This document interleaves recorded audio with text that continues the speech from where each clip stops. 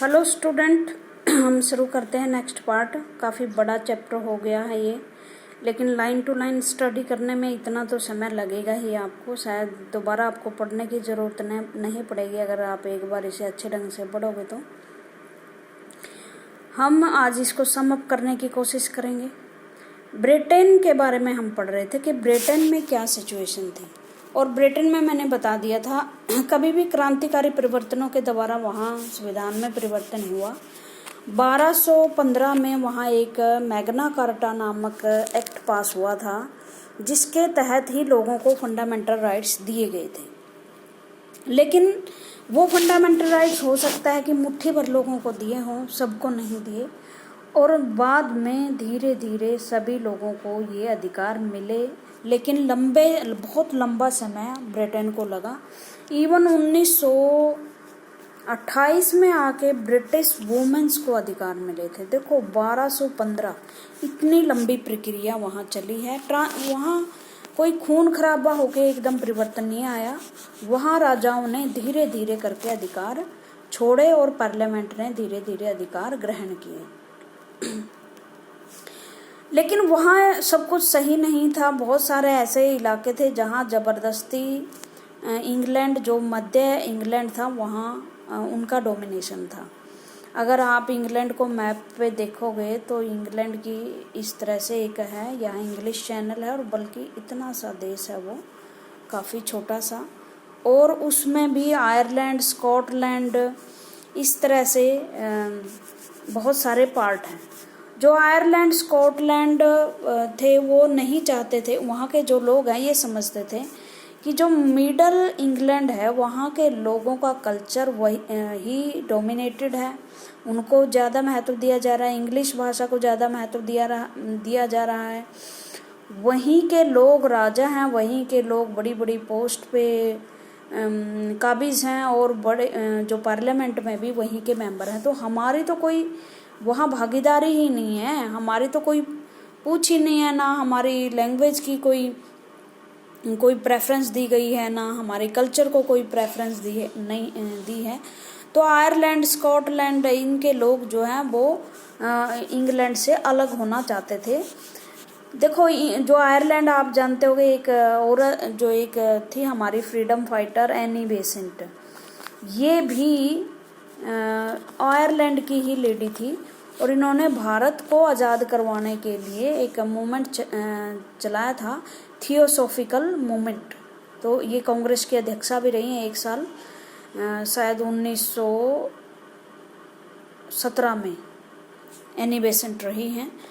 तो ये प्रथम महिला अध्यक्ष थी कांग्रेस की, और आयरलैंड से आई थी, और वो चाहती थी कि आयरलैंड के लोग जिस तरह से आज़ादी से लड़ रहे हैं, भारत के लोग भी उसी तरह से आज़ादी से लड़ें। तो संवैधानिक प्रक्रिया के तहत जो है अधिकार मिल रहे थे।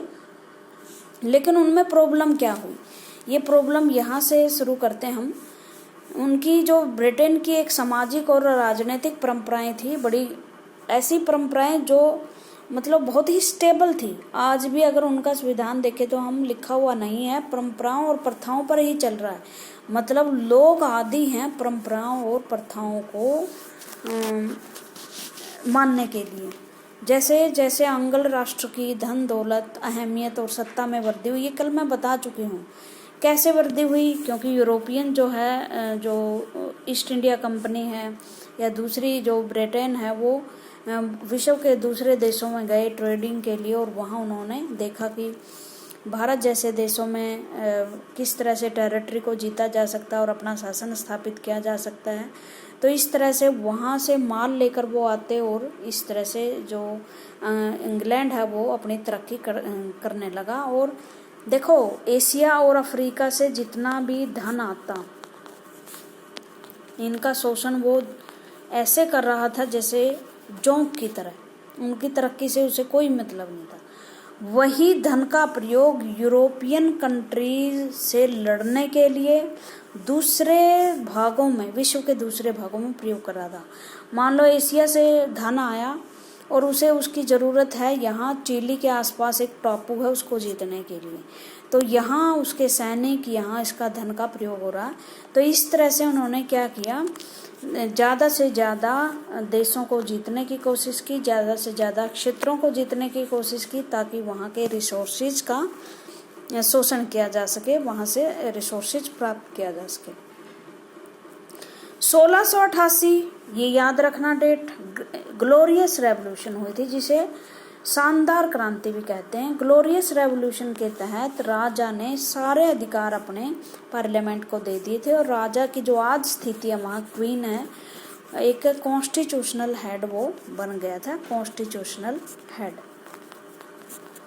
कॉन्स्टिट्यूशनल हेड का मतलब वही हेड वही करेगा जो कॉन्स्टिट्यूशन कहेगा। और आपको जानकर हैरानी होगी कि 1688 से लेकर अब तक एक भी ऐसा बिल नहीं है जो ब्रिटिश पार्लियामेंट ने पास किया और रानी ने उस पर साइन करने से इनकार कर दिया हो।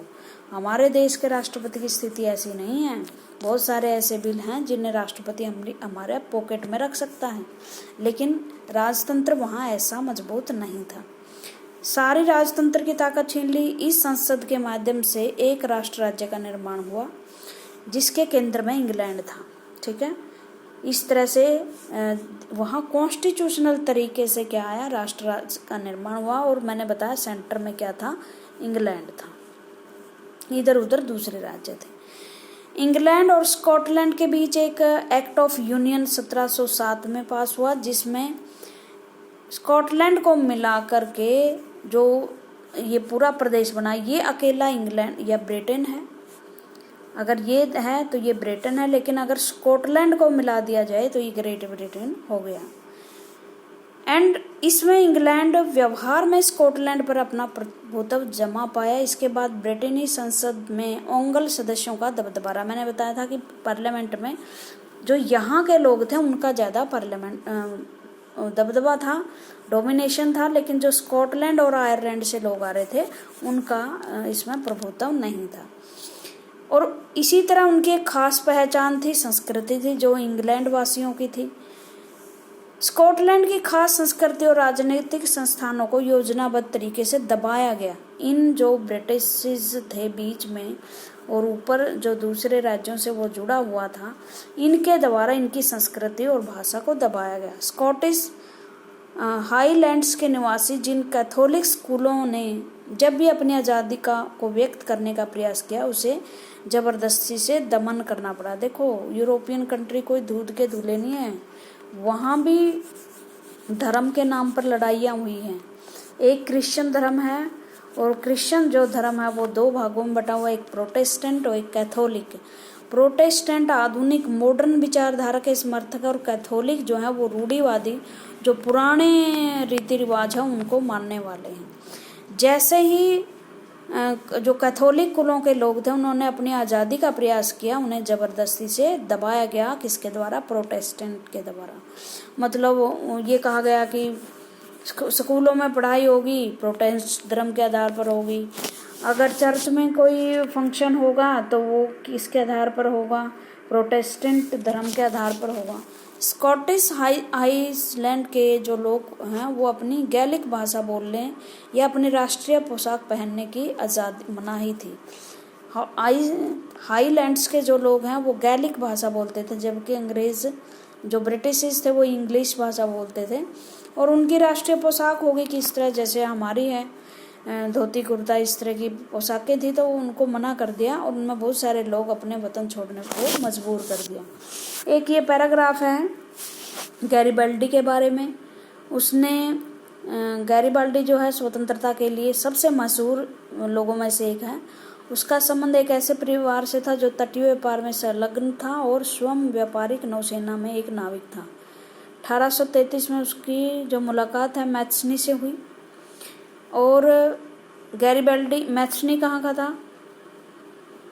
ये इटली का था। गैरिबाल्डी कहाँ था? जर्मनी का था। और मैथ्सनी ने क्या किया था? यंग इटली और यंग यूरोप की स्थापना की थी। और जो पिडमेंट सर्डेनिया का जो शासक था उसके नेतृत्व में एक इटली की संघ की स्थापना करी थी। तो गैरिबाल्डी भी यही चाहता था कि नए राज्य की स्थापना हो, जर्मन एक राज्य बने, और उस जर्मन राज्य को बनाने के लिए गैरिबाल्डी ने भी प्रयास किया और जर्मनी का एकीकरण किया। तो अब दोबारा लौटते हैं हम ब्रिटेन की तरफ। ब्रिटेन में फिर क्या हुआ, आयरलैंड का भी एक कुछ ऐसा ही हसर हुआ। स्कॉटलैंड, आयरलैंड, हाईलैंड्स, ठीक है, ये जो लोग किसके भाग थे, इंग्लैंड के भाग थे। आयरलैंड में दो तरह के लोग थे, दोनों ही तरह के लोग थे, कैथोलिक भी थे और प्रोटेस्टेंट भी थे। मैंने बता दिया कैथोलिक कौन से थे, प्रोटेस्टेंट कौन से थे। दोनों में धार्मिक लड़ाई थी। धार्मिक लड़ाई क्यों थी, एक जो गुट था इनमें से, एक गरीब था एक अमीर था, एक पुअर था एक रिच था। एक का फिर रिच का डोमिनेशन ज़्यादा था, पुअर का डोमिनेशन ज़्यादा नहीं, डोमिनेशन क्या उनको दबाया जा रहा था। तो इस तरह से दोनों धर्मों में ये लड़ाई थी। ये आप पॉलिटिकल साइंस की बुक में पढ़ोगे, आयरलैंड की लड़ाई के बारे में, शायद तीसरे चैप्टर में ये चीज़ें आ जाएंगी आपकी। तो बहुसंख्यक जो कैथोलिक देश है, अंग्रेजों ने आयरलैंड में प्रोटेस्ट धर्म मानने वालों को बहुसंख्यक कैथोलिक देश पर प्रभुत्व बढ़ाने में सहायता की। अब समझ लेना ये थोड़ी सी बात, जैसे ये मान लो ये सेंटर में इंग्लैंड था और जो आसपास जो चारों ओर था ये आयरलैंड था, और आयरलैंड में किस तरह के दो धर्म के लोग रहते थे। धर्म तो एक ही था, उसके सब पार्ट बने हुए थे, इंट्रा धर्म बोलते, इंट्रा रिलीजन जो सेक्शन होते हैं। एक में कैथोलिक थे, सी से शुरू होता कैथोलिक, और एक में प्रोटेस्टेंट थे। प्रोटेस्टेंट प्रोग्रेसिव थे और ये जो है पुराने रीति रिवाज चर्च की सत्ता को बहाल करने वाले थे। जो यहाँ इंग्लैंड में बैठे हुए लोग थे वो प्रोटेस्टेंट धर्म को मानने वाले थे। तो कैथोलिक के लोग जो आयरलैंड के वो ये सोचते थे कि प्रोटेस्टेंट धर्म के लोग हम पर क्यों डोमिनेटर स्थापित किए हुए हैं। तो दोनों में क्लैश था, दोनों में कॉन्फ्लिक्ट था। तो यहाँ के जो प्रोटेस्टेंट थे, यहाँ के आयरलैंड के प्रोटेस्टेंट की मदद कर रहे थे कैथोलिक को दबाने के लिए। आगे स्टोरी समझ में। उसके बाद चलते हैं आगे। कैथोलिक विद्रोहों को निर्ममता से कुचल दिया गया और वोल्फ टाउन और उसकी यूनाइटेड आयरिशमैन 1798 की अगुवाई में एसफल विद्रोह के बाद 1801 में आयरलैंड को बलपूर्वक यूनाइटेड किंगडम में शामिल कर लिया गया। और शामिल करने में क्योंकि वहाँ के प्रोटेस्टेंट चाहते थे, प्रोटेस्टेंट धर्म के लोग, कि हम ब्रिटेन में शामिल हो जाएं, तो आयरलैंड में एक नया ब्रितानी राष्ट्र का निर्माण हुआ जिस पर आंग्ल संस्कृति हावी थी। आंग्ल संस्कृति कौन सी, जो अंग्रेजी संस्कृति थी, जो इंग्लैंड के संस्कृति वाले लोग थे, इंग्लिश भाषा बोलते थे, अपनी उनकी अलग से जो पहनावा था वो अलग से था। नए ब्रिटेन में प्रतीक चिन्ह, जितने भी प्रतीक, राष्ट्रीय झंडा है, नेशन सॉन्ग है, जो राष्ट्रीय गान होते हैं और उनके प्रतीक हैं। यूनियन जैक जो है उनका झंडा है, आपको पता होना चाहिए। और राष्ट्रीय गान उनका God save our noble king, मतलब राजा को, इसमें राष्ट्रीय गान में राजा के जीवित रखने की मांग की गई है भाई, गॉड से। कहता God save our noble king, मतलब किंग के बारे में उनका राष्ट्रीय गान है, उसको बढ़ावा दिया गया। अब चाहे आयरलैंड वाले इस किंग को माने या ना माने, ब्रिटिश जो फ्लैग था उसको वो रिस्पेक्ट दे या ना दे, उन पर ये थोपा गया। अगर आप भाषा भी पढ़ना नहीं चाहते तो फिर भी स्कूलों में क्या होगा, आपकी इंग्लिश भाषा ही पढ़ाई जाएगी। तो इस तरह से जो है ज़बरदस्ती आयरलैंड को इंग्लैंड में शामिल किया गया। उसके बाद हम थोड़ी सी बातें गैरिबाल्डी के बारे में और पढ़ लेते हैं कि उसने फिर क्या क्या किया। रेड शर्ट नाम की फिर जर्मनी को उन्होंने एकीकरण करने के लिए उन्होंने सैनिक अभियान बनाए, स्वयं सेवक लोगों को स्वयं से जुड़ने के लिए, स्वयं उस टुकड़ी में जुड़ने के लिए प्रेरित किया जो नेशन स्टेट बनाने के लिए लड़ रही थी। 30,000 के करीब इनकी जनसंख्या थी और इनको रेड शर्ट के नाम से जाना जाता है। लाल कुर्ती सेना भी कहा गया था इनको। हमारे देश में भी लाल कुर्ती सेना हुई है, आपको पता हो, खान अब्दुल गफ्फार के नेतृत्व में उनकी सेना को भी लाल कुर्ती सेना कहा जाता था। ये लाल कपड़े पहनते थे और जो रेड शर्ट है 1867 में गैरिबल्डी के नेतृत्व में समर्शकों की एक सेना पेपल राज्यों को तोड़ने में लगी हुई थी, जो इटली के एकीकरण में अंतिम बाधा थी। मतलब गैरिबल्डी के नेतृत्व में इटली की मदद की जा रही थी और फ्रांसीसी साम्राज्य था इस पेपल पे। रेड शर्ट और फ्रांसीसी और पेपल सैनिकों के सामने टिक नहीं पाए और 1870 में जब पर्सा से युद्ध के दौरान फ्रांस ने रोम से अपने सैनिक हटा लिए, तब जाकर पेपल राज्य अंततः इटली में शामिल हुआ। ठीक है, उसके बाद ब्रिटेन में क्या हुआ, यूनाइटेड किंगडम में आयरलैंड को जो है शामिल कर लिया गया, ज़बरदस्ती जो है उस पर जो ब्रिटेन संस्कृति थी वो सौंप दी गई। अब दर्शक कल्पना, राष्ट्र की दर्शक कल्पना, मतलब राष्ट्र को किस रूप में लिया गया। मैंने ये बताया था कि राष्ट्र एक फीलिंग होती है और समझ में नहीं आ रहा था लोगों की कि हम उसको कैसे प्रदर्शित करें इस फीलिंग को, तो बहुत सारे देशों ने इसके प्रतीक बनाने शुरू कर दिए। और आपको पता है भारत माता, हमारे देश में गीत गाए जाते हैं, उनकी कस्में खाई जाती हैं कि भारत माता जंजीरों में जकड़ी हुई है, इनकी बेड़ियां हम तोड़ेंगे। बहुत सारे ऐसे जो फिल्मी सॉन्ग हमारे देश में गाए जाते हैं। तो क्या वो भारत माता हमने कभी देखी? और आप कभी देखोगे भारत माता का चित्र जो है भारत की जो है उसमें मैप में एक झंडा लिए हुए खड़ी दिखाई देती है। इस तरह की कोई भारत माता रियल में नहीं है, वो क्या है, कल्पना बनाई गई है कि हमारी जो धरती है ये माता है, भारत माता का प्रतीक है और हमें इसकी रक्षा करनी चाहिए। ठीक है, तो इसी तरह यूरोप में भी देशों जो राष्ट्र के लोग थे उनमें राष्ट्र की भावना पैदा करने के लिए अपने राष्ट्र को एक मूर्ति के रूप में चित्रित किया गया और ये मूर्ति उसकी राष्ट्र की रूपक बन गई थी। जैसे इटली में इटालिया, जिसको लोग समझते थे, क्योंकि जो लोग थे अनपढ़ थे, बहुत दूर सुदूर क्षेत्र के जो किसान वगैरह थे, कि ये शायद उस सर्डिनिया पिडमेंट की रानी है, के राजा की रानी है, और जर्मेनिया जो जर्मनी की प्रतीक थी। किसी शासक को एक चित्र या मूर्ति के रूप में व्यक्त करना आसान है, क्योंकि शासक का तो चेहरा होता है, लेकिन राष्ट्र को कैसे चेहरा दिया जाए। तो कलाकारों ने की एक कल्पना थी कि उन्होंने जो है अपने देश को, के राष्ट्र को या मातृभूमि को नारी के रूप में चित्र के रूप में एक छवि बनाई। ठीक है, और यही छवि बाद में लोगों के लिए पूजनीय बन गई। ये मैरियन का तस्वीर है जो फ्रांसीसी गणराज्य का प्रतिनिधित्व करती है और इसकी एक डाक टिकट भी जारी की थी। ये किसी चित्रकार की ही कल्पना थी, ये देख लो आप, मैरियाना का चित्र है ये, मैरियन। ठीक है, आपको याद होगा कि फ्रांसीसी क्रांति के दौरान कलाकारों ने समानता, न्याय और गणतंत्र जैसे तीन विचार दिए थे।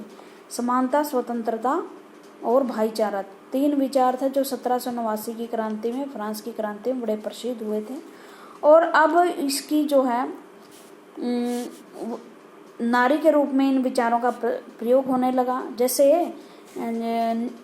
आप न्यायालय के किसी कोर्ट में का चित्र देखो, वहाँ एक पट्टी बंधी हुई लेडी दिखाई देगी जिसके हाथ में तराजू होता है। इसका मतलब न्याय अंधा है, वो ये नहीं देखता कि मेरे सामने कौन है, गरीब है या अमीर है, ऊंची जाति का है, नीचे जाति के, यहाँ राजा है या कोई सेवक है, स्त्री या पुरुष है, ये तो आंख मीच कर बंद करके निर्णय देती है।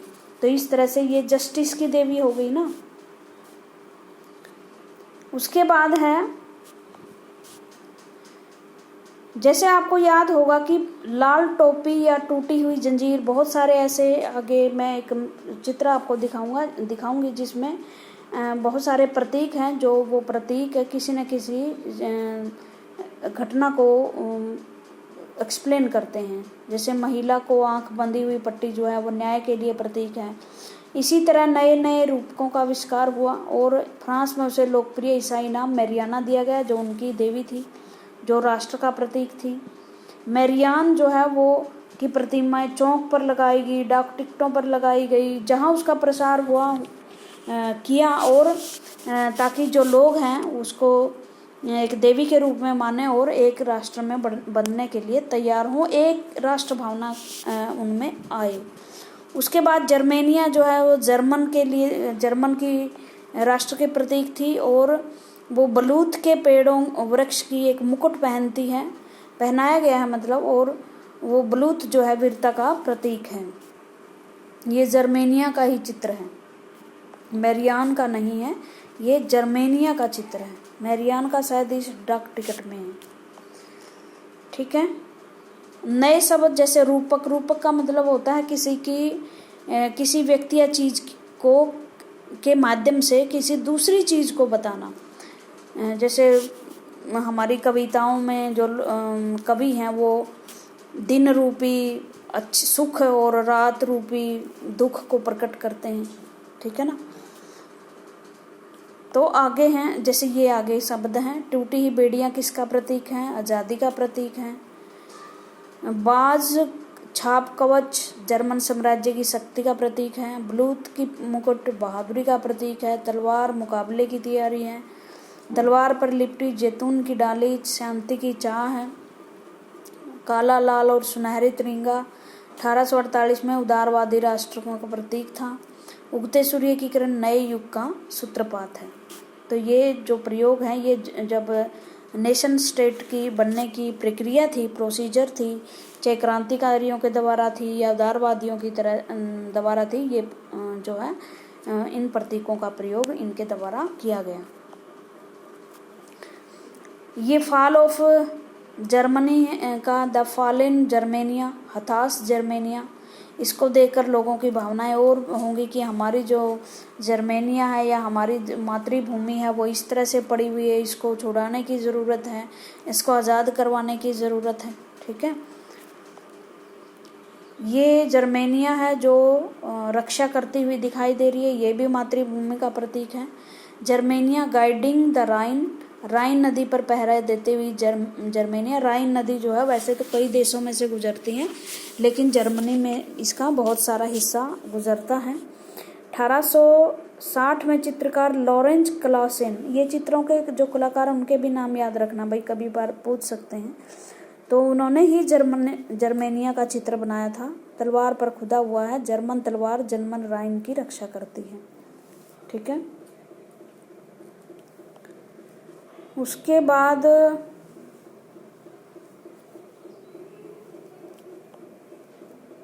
कुछ और जन विद्रोह हैं इसमें।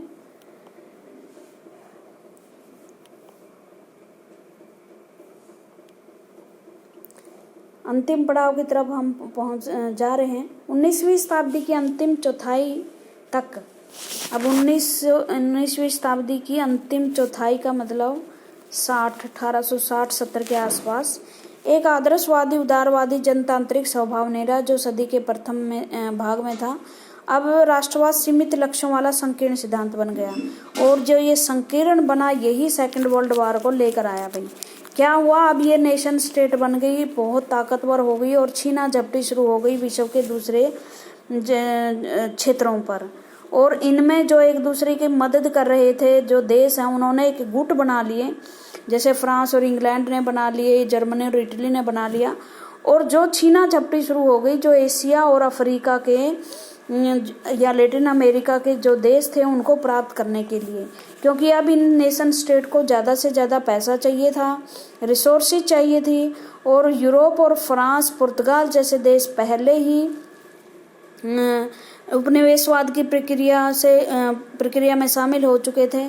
तो अब इन क्षेत्रों, इन यूरोपियन शक्ति में इन साम्राज्यवादी उद्देश्यों के लिए, इंपीरियलिज्म स्थापित करने के लिए दूसरे देशों के राष्ट्रों को अधीन करना शुरू कर दिया। और जो राष्ट्रवाद की भावना एक भावना थी कि हम सभी जो हैं समान भाषा, चाहे हम दूसरी भाषाओं के लोग हैं, रिलीजन के, लेकिन हम मिलकर एक राष्ट्र बनाएंगे। तो क्या है, ये संकीर्ण भावना में बदल गई कि मेरा राष्ट्र सर्वोपरि है और मेरे ही राष्ट्र में अगर कोई भी दूसरी नस्ल के लोग हमें हानि पहुंचाएंगे तो हम उनको बाहर निकाल देंगे। और दूसरे जो राष्ट्र हैं उनको जीतना हमारा लक्ष्य है, क्योंकि हमारा नेशन स्टेट का जो हमारी नेशन स्टेट का भला करना ही उसका ताकतवर बनाना ही हमारा सबसे बड़ा धर्म है। और उसको शक्तिशाली बनाने के लिए चाहे हमें दूसरे लोगों को कुचलना पड़े, दूसरों की आज़ादी छीननी पड़े। देखो पहले यही आज़ादी के लिए लड़े, लेकिन यही दूसरों की आज़ादी के लिए अब आज़ादी को कुचल रहे हैं। तो क्या हुआ, इन्होंने नए नए क्षेत्रों को जीतना शुरू किया। इस छीना झपटी में इनमें युद्ध हुए, और वो युद्ध जो आप जानते हो, प्रथम विश्व युद्ध, first world war, second world war, जिसमें बड़ी तबाहियाँ हुई। और जो ये जितने भी इन्होंने क्षेत्र जीते थे वो सारे इनके हाथों से निकल गए। और सेकेंड वर्ल्ड वार में तो आते आते जो यूरोपियन या एशिया अफ्रीका के जो देश इनके अधीन थे वो सारे ही आज़ाद हो गए। अब ये जो है इतने काबिल नहीं रहे थे। सेकेंड वर्ल्ड वार तक आते आते संकीर्ण राष्ट्रवाद की विचारधारा ने इनको युद्धों में उलझाया, और युद्धों में उलझने के बाद जो है 1945 तक आते आते ये इतने कमज़ोर हो चुके थे युद्ध को लड़ लड़ के कि ये सारे क्षेत्र इन्हें आज़ाद करने पड़े थे। ये चीज़ें हैं जो जो राष्ट्रवाद एक अच्छी विचारधारा के रूप में चला था, किस तरह से एक संकीर्ण विचारधारा का मोड़ ले लेता है और अंत में इसका विनाश हो जाता है। Thank you very much.